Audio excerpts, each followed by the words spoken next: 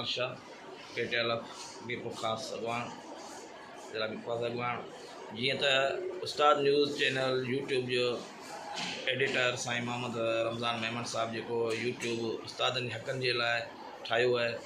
तो जी जायज़ उस्तादनि जा मसला हल थी सघनि ऐं स्कूल जा मसला हल थी सघनि ऐं जी वधि खां वधि तइलीम बहितर थी सघे ऐं तइलीम जो मयार बहितर थी सघे ऐं उन जे लाइ जाखोड़ करे बि इन जे लाइ सभु गॾिजी असां सॼी सिंध जे उस्तादनि खे या अपील कंदुसि त जेको ही आहे असांजो उस्ताद न्यूज़ चैनल यूट्यूब इन खे वधि खां वधि सब्सक्राइब कनि